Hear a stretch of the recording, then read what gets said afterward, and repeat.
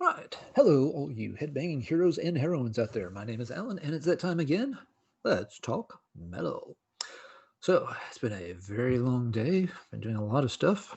So, I thought I'd take a little time here in the evening and sit down, just a man, a Red Bull, and a great big pile of German heavy metal CDs. So, recently I did a video about some obscure, lesser known German metal bands on vinyl, stuff I had laying around. And when I got looking through the CD racks, I'm like, wow, there's a lot of bands here I didn't get a chance to talk about just because I own the stuff on CD instead. I had started pulling some of those out. But when I looked at the vinyl stack, I realized, that video's going to be long enough as it is. So I figured, we'll just do another video later on and pull out the CDs. So again, some of these are bands that are relatively well known. Some of these are bands that very few people have ever heard of. I'm going to skip doing sound clips on these tonight. Again, I know that stuff's out there on YouTube. It's easy for folks to find if they want it.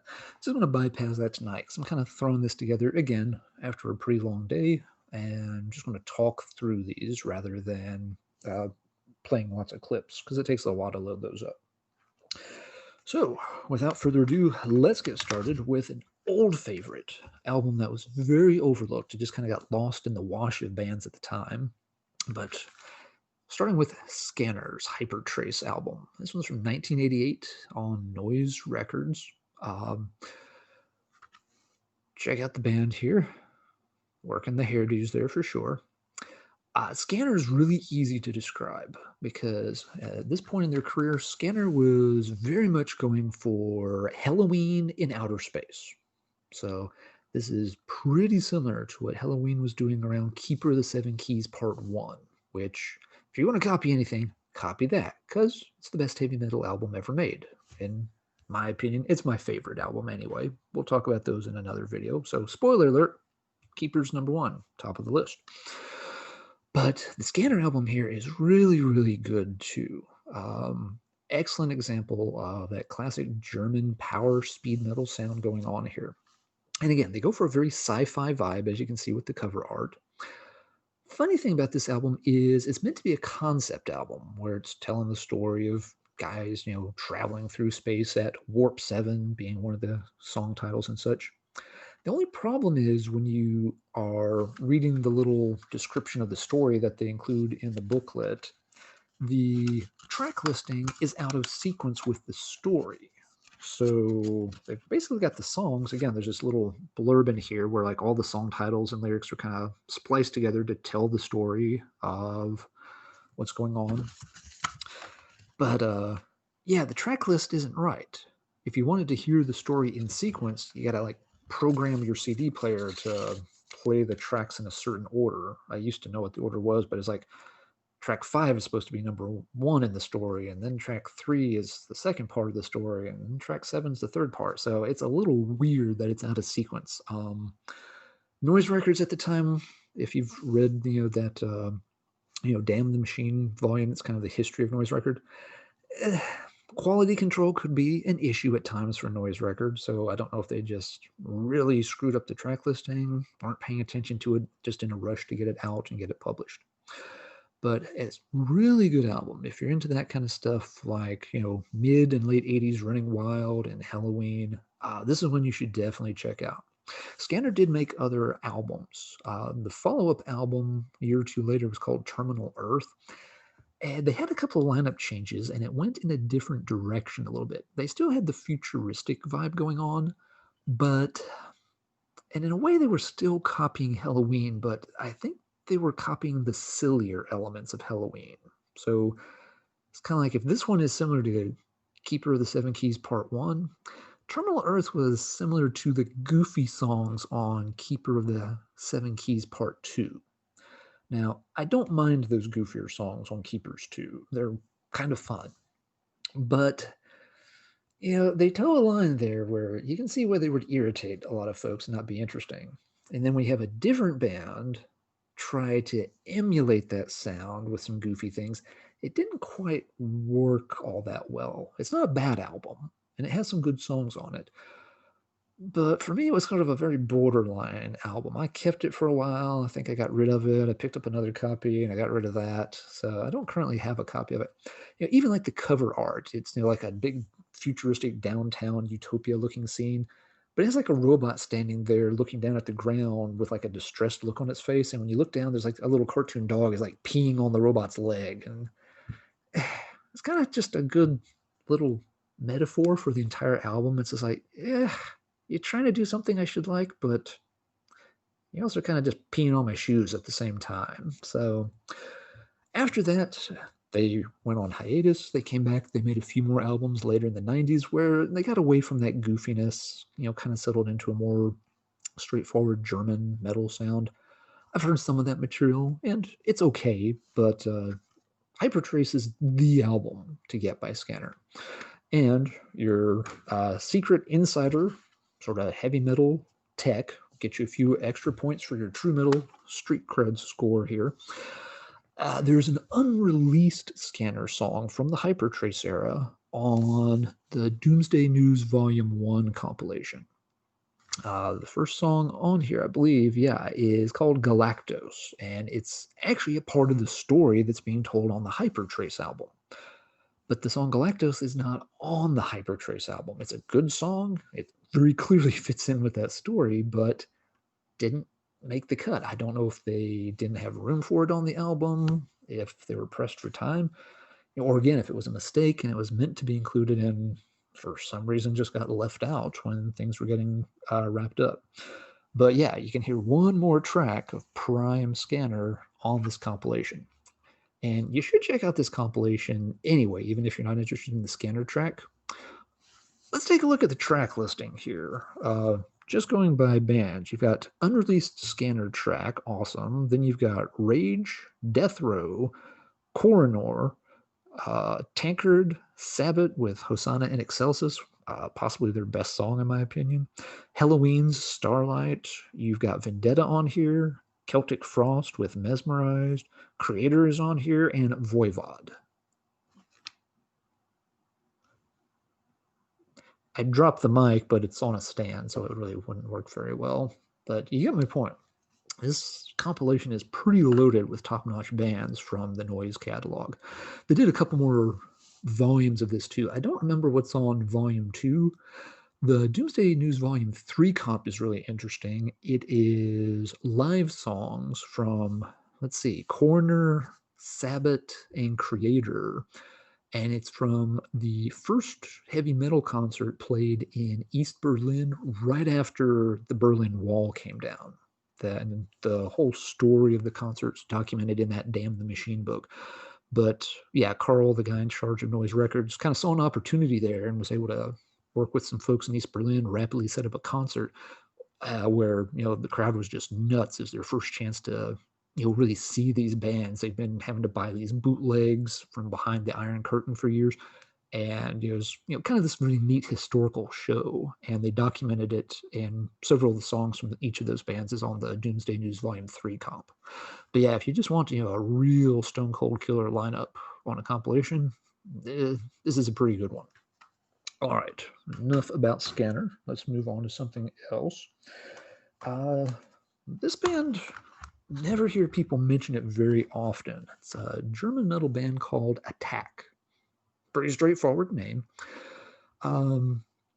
It's often kind of the brainchild of one guy named Ricky Van Helten. They went through several albums through the latest 80s and into about the mid 90s. I think their last album came out in 95. They're still technically listed as active on Metal Archives. Hint for you guys. If you haven't made an album since 1995, you don't get to list your band as active anymore, because you're not. I guess you could be playing live festivals or something, but yeah, does that count? I don't know. Maybe that counts. I feel like it shouldn't count. Anyway, Attack is a very good example of just a solid German metal band. They don't do any one thing particularly outstanding compared to other bands. If they had a defining feature, it's probably that they really go well for that strong galloping song structure. So kind of, healthy dose of, Iron Maiden's gallops thrown in. The one I'm waving around right here is their third album, Destinies of War. I tend to get their album titles a little mixed up over time, but they did several good ones. Destiny of War has a lot of songs on it. 7 Years in the Past is one of my personal favorites from them. There's a nice collection that you can get because, again, they had about 5 albums, and if you're not sure which ones you want to get, their sound did change some over time. You can get this revitalized anthology, and this includes stuff from, I think, all of the first 4 albums. I don't think it has anything from album number 5 on it, but it's a good collection. And again, very good, catchy, gallopy German. Again, right in that sort of power speed metal vein. If you like the bands on the Noise label from that era, you're probably really going to like Attack as well. Um, Attack's albums were always kind of hard to get. They were not on Noise or any other large label. So, yeah, pretty small distribution at the time. I got wind of these guys back in the early mid 90s. They were interviewed by Dennis Gulby for one of the Sentinel Steel issues, which was, again, I reference it a lot. It was the only power metal fanzine that got any circulation in the US that I was aware of. And by any circulation, I still mean it was a mail, write a letter to Dennis and, put some money in an envelope and you got a copy of it. It didn't have newsstand distribution. But yeah, Sentinel Steel was one of the very few, sort of torchbearers for traditional styles of heavy metal in the early and mid 90s in the United States. And yeah, he interviewed Ricky in one of the issues and distributed some of the CDs for him too. So that's where I actually ordered this one from Sentinel Steel back in probably about 90, let's say 96, plus or minus a couple years. I'm not exactly sure. But yeah, good band. If you just want to expand into some of those lesser known German bands, Attack does some quality stuff. All right, next up is a band called Heaven's Gate. Heaven's Gate is probably best known as the band that Sasha Paeth was the guitarist for. Sasha is, after Heaven's Gate, became one of the big in-demand heavy metal producers. Him and a guy named Miro are one of the really good production teams.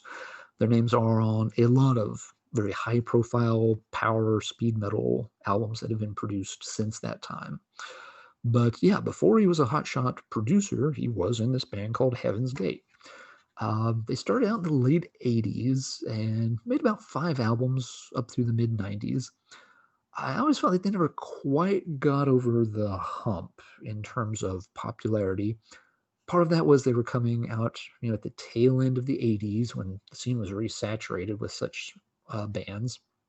And then they were really trying to hit their stride in the early and mid 90s, which you couldn't have picked a worse time to try to be playing traditional power speed metal, especially to get attention in the United States.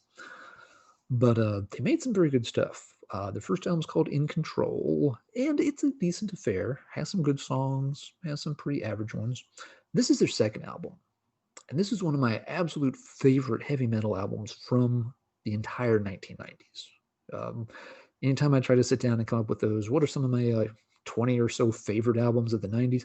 This album's always in contention. It's always on the list. Obviously, really good production job. I don't know if Sasha was working on it or not, but they were definitely getting good sound. Uh, every song kind of has its own feel. They're very unique, very individualistic. The songs don't bleed together whatsoever. Um, it's a power speed metal at times, but it also is a little more accessible at times. It's not commercial friendly or AOR or anything like that. It's just that, it goes towards a little more of the traditional heavy metal structures. The songs are very easy to get into. This is not 100% speed metal. It's not going for the power metal vibe of Running Wild or Halloween all the time. They have their fast songs like Flashes on here, but they also pull back. They don't mind doing those mid-paced songs that are meant to be a little more anthemic, a little more catchy, but without the heavy doses of power and speed.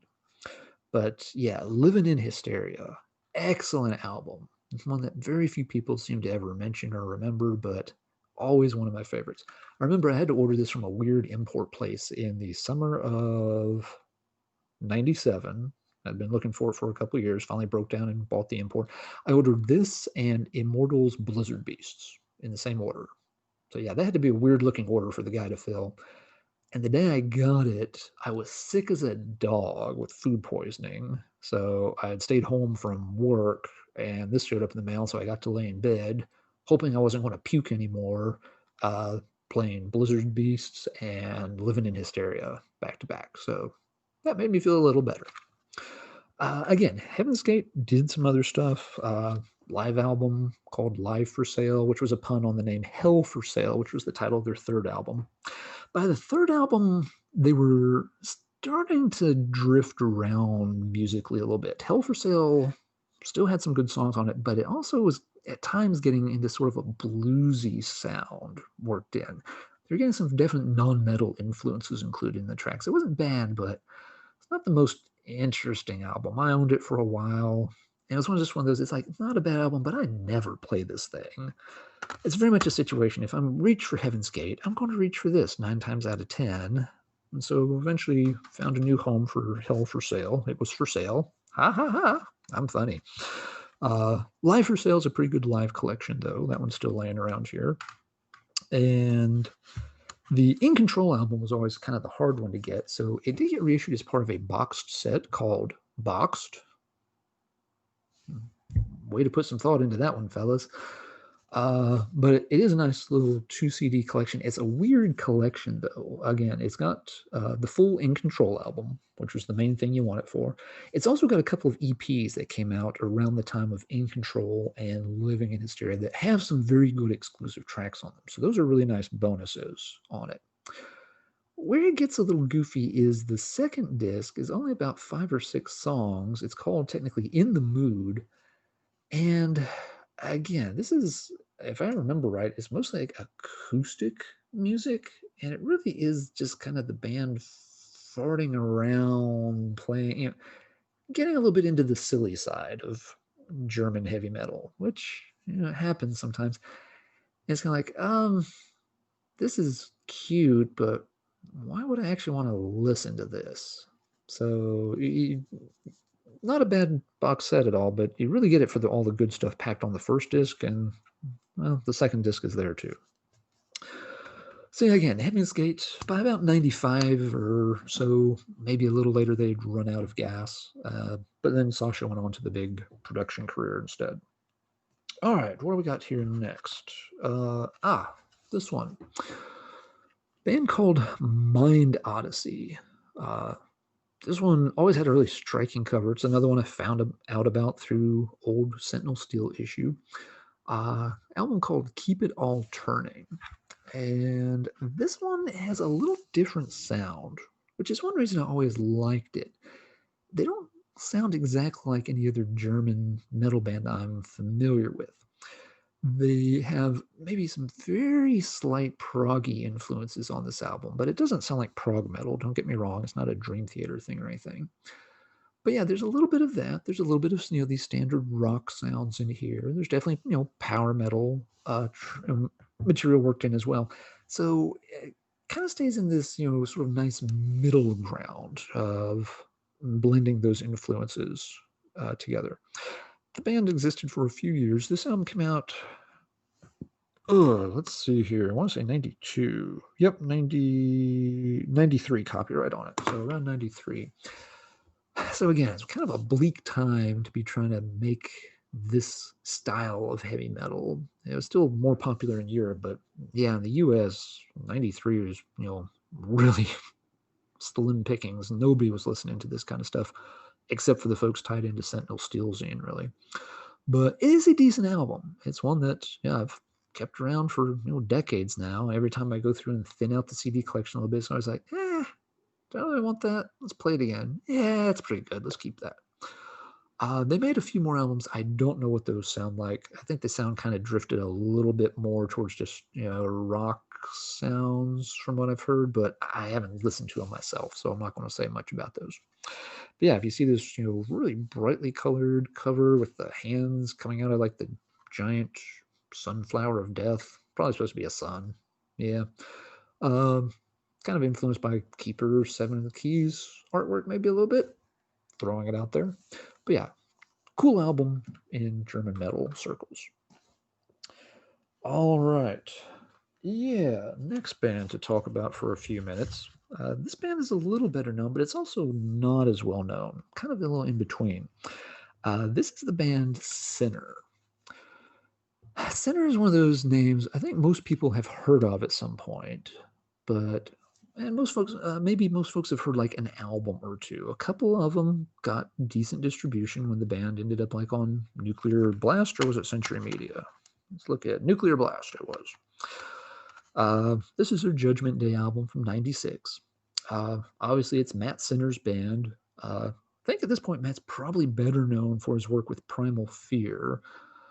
Primal Fear are okay. They're not one of my personal favorites out of '90s German metal, and to be fair, a big part of that is just because of Ralph's vocals. I've never been a fan of his voice. He's gotten better over time. Basically, the newer the material, the more likely I am to be tolerant of it. But, when I was first introduced to Ralph Shaper's vocals, it was like when he was with Tyron Pace and on those early Gamma Ray albums. And, ah, Ralph, I hear you're a wonderful human being and somebody should build several churches in your honor one day, but let's not have you sing the choirs in those churches, please. His voice just doesn't work for me personally. So yeah, that also limits how much Primal Fear I want to listen to. My wife actually liked Primal Fear pretty well, but I'll give him a pass. But on the Sinner albums, Matt does vocals and guitars, and I like his sound. I kind of consider him like a little similar to Rolf from Running Wild. He's got a kind of a similar gruff voice, a little something lost in the translation from German to English here and there within their lyrics and titles. But also similar to Rolf in just being a really consistent riff machine, always able to just pick that guitar up and just on the spot churn out another solid German metal riff. So again, this one's Judgment Day from '96. It's the album after that where most people, I think, finally kind of got some exposure to Sinner. So this was the Nature of Evil album from '97, '98. Didn't look at the dates on these as much as I should have beforehand. Ugh, I hate it. Oh, '98. There it is. I hate it when they don't put the date on the back. Yeah, this I think was one of the albums where people heard Sinner for the first time rather than just hearing of Sinner and knowing that the band was around. What a lot of people don't know is Nature of Evil is the 11th album this band recorded. Judgment Day, the one I just showed, was album number 10. And that one came out in '96. The band had a nutty run of albums going back even into the earlier '80s. Their first album came out in '82, and they proceeded to produce an album every year until about 1987, I think. '82, '83, '84, '85, '86. Yeah, by 1987, they were on their sixth studio album, which is an insane run for any band to crank them out that fast. Some of those early albums have a little bit more of a commercial sound to them. They're one of the bands that didn't get talked about much in the Damn the Machine book, which I wish they had gotten some coverage. I don't know if they just didn't have room for them or if Matt Sinner didn't want to talk about things too much. But yeah, those albums, I've heard a couple of them, and I like the ones I've heard, but they definitely do have a slant where maybe they're going for a little bit more the popular sound of the day, something that could have generated a video and gotten some airplay, at least on MTV Europe, if not MTV America. So yeah, they had that big run of albums, '82 to '87, and then there's a few more albums trickle out. There's but they start skipping years here and there. And by '96 they were sort of tightening back up and moving forward again with Judgment Day, which is a decent album. Certainly by this album, this is the earliest one I actually own. They were going for a much sort of tougher sound than what you heard on a lot of those earlier albums. So again, this in a way is like a better version of late '90s Running Wild. Once Rolf got away from the pirate stuff and got off of Noise and onto Gun Records, those Running Wild albums became more reminiscent of like, Accept or, those really early 80s German bands. And Sinner was kind of doing the same thing at this stage, but they were doing it much better than Running Wild did. So you get a very sort of, tough, straightforward, denim and leather kind of metal sound, which they continued really well on Nature of Evil. Very solid album here. Little thing to note here, I want to come back to in a minute, is the last track on here, they do a really nice cover of Thin Lizzy's The Sun Goes Down. The track works really, really well. The track list is strong enough and the cover is good enough to make up for the really, really embarrassingly bad artwork on the CD. It's like, looks like someone left Fonzie the Bear. Is it Fonzie the Bear? Fozzie the Bear. I don't like Muppets. What can I say? Looks like somebody left, the Fozzie the Bear puppet out in the rain and then, like, pissed beer all over him or something. Even by 1998 standards, those graphics are a little embarrassing. But the album is very cool. Good release. And the band proceeded, to churn out some albums. End of Sanctuary came next.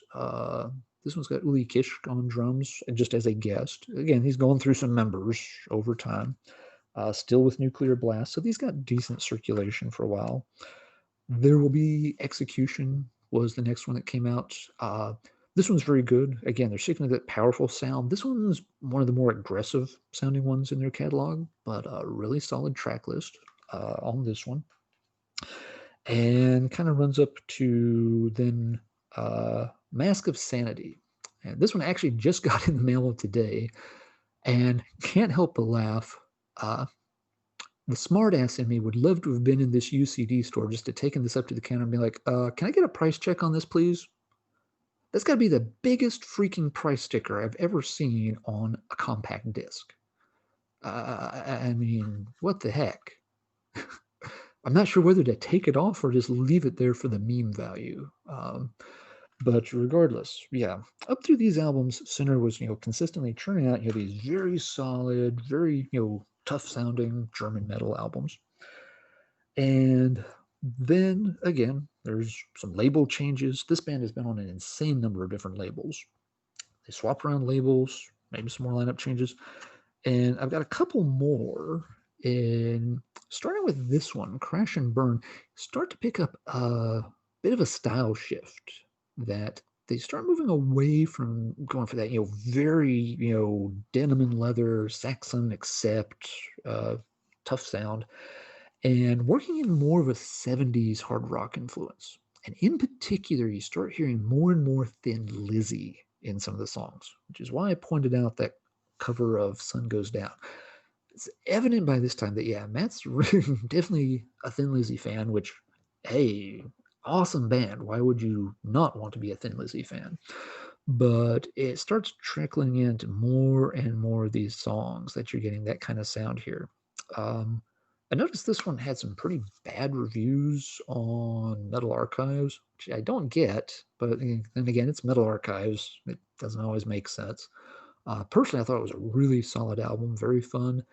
And again, kind of shifting styles a little bit, but not to the point. It's not like they're making, some kind of, pop rock album that they're wanting to open up for Mariah Carey or anything. It's just that, yeah, they're letting those 70 influences in a little bit as a change. And the same continues over on to the next album in line, One Bullet Left. Yeah, I've shown you 7 Sinner albums so far, and that's barely 1/3 of their catalog. This band has 19 studio albums to their name. That's more than any other metal band I can think of off the top of my head. So they've definitely logged the hours over time. But anyway, One Bullet Left, again, more songs on here that carry on that Thin Lizzy structure. The second song on here, Back on Trail, this is a song that easily could have been on an album like Black Rose. Very much has that feel to it. They actually have another oddball cover on here that's kind of fun. Yeah, track 7. They do a cover of Atomic Playboys, which, if you don't know the song, it's an old Steve Stevens track. Steve Stevens was the guitarist, of course, for Billy Idol and just worked with other projects. In the late 80s, I want to say it was around 89, he actually had a side project called Steve Stevens Atomic Playboys. They had an album out. And I don't know if they had a video that got limited play or something. Somehow back in the day, I got aware of that because I used to own a copy of it. It's kind of a fun song, and it was a really weird one to see covered on here.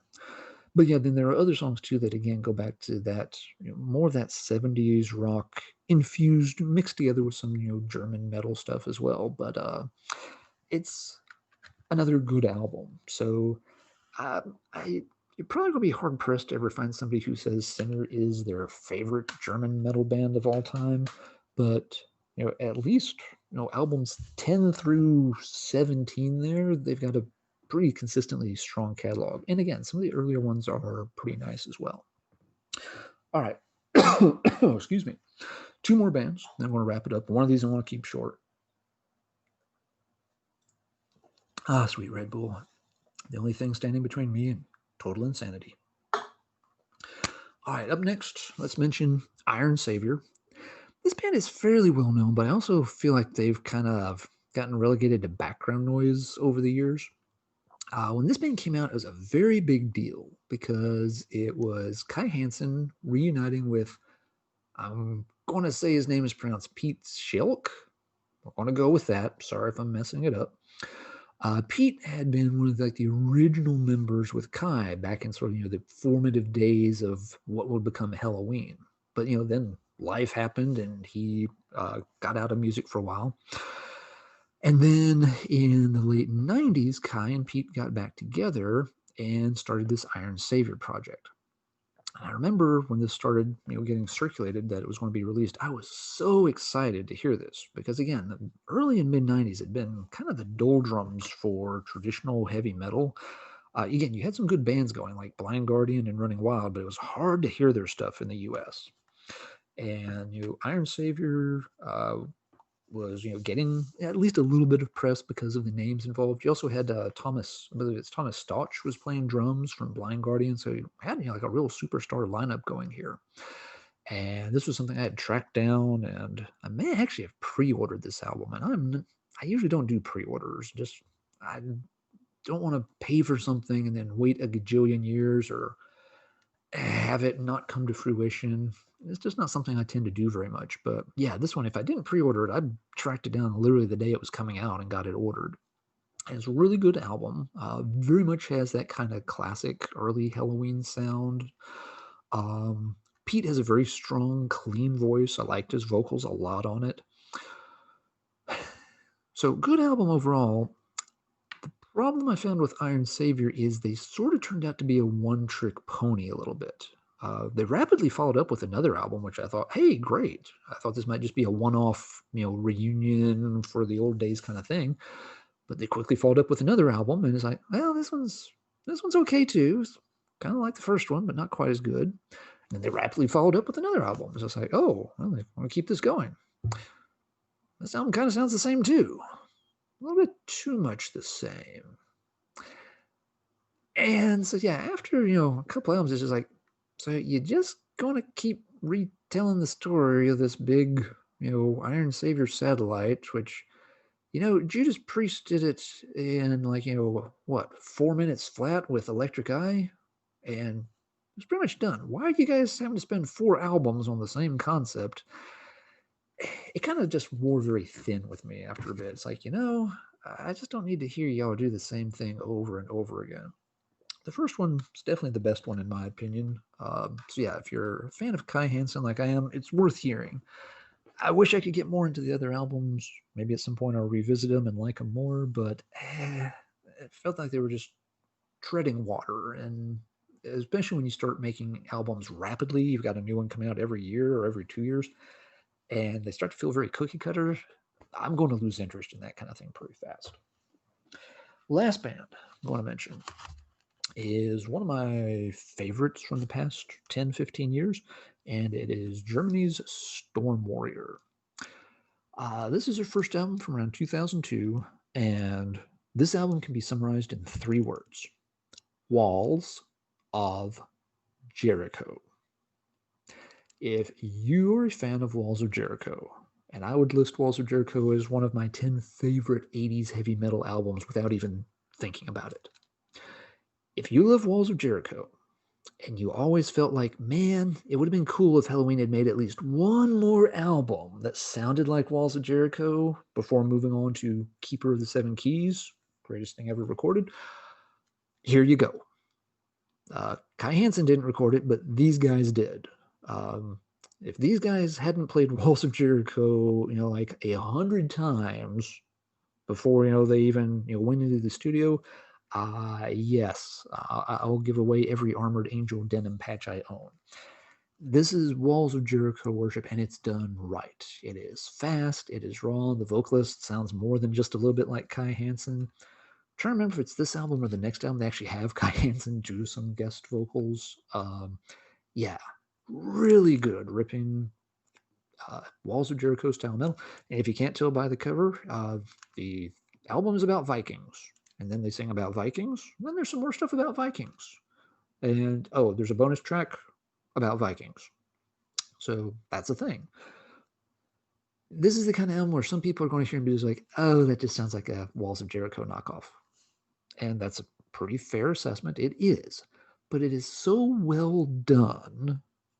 And there's only one Walls of Jericho in the first place. It's kind of like Wall of Jericho. Where are the other walls? Well, here's one of them.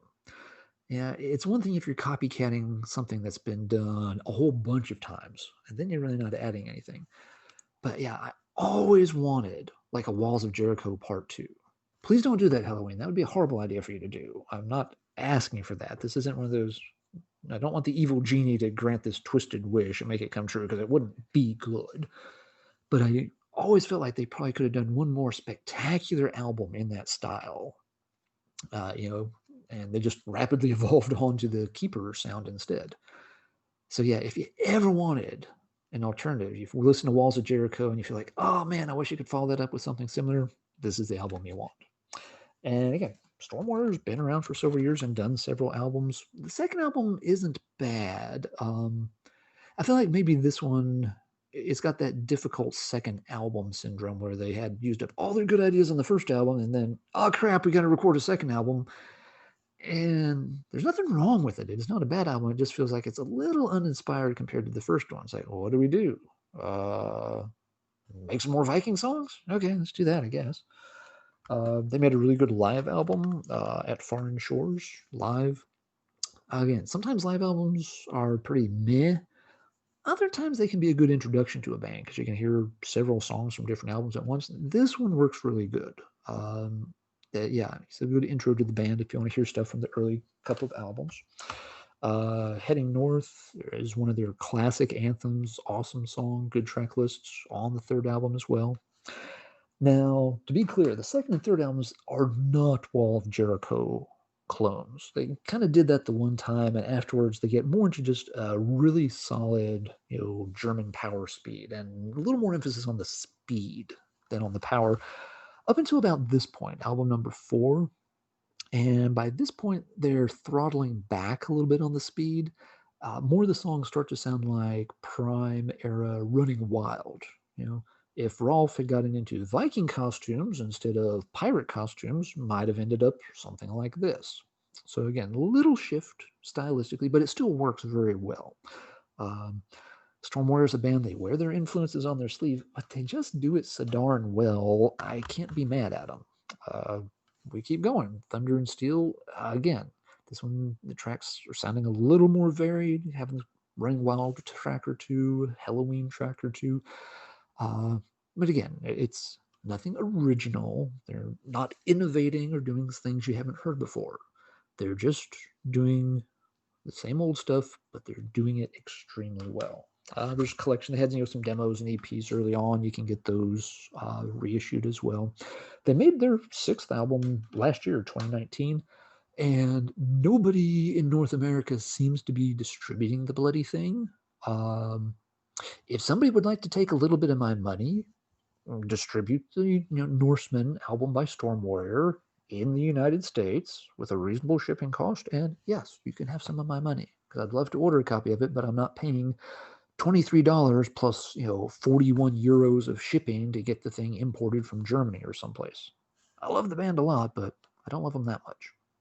Uh, Also, have to say, I was lucky enough to see Stormwarrior live. They did play the big Prog Power Festival in Atlanta, probably around, oh boy, 2010, 2011. I don't remember which year, but my wife and I went that year. Stormwarrior was one of the main reasons we went. They had a really great lineup that year with Nocturnal Rites also came over from Europe. Um, Prog Power, obviously, it's a big deal festival. It's one of the only big power metal festivals we get here in the United States.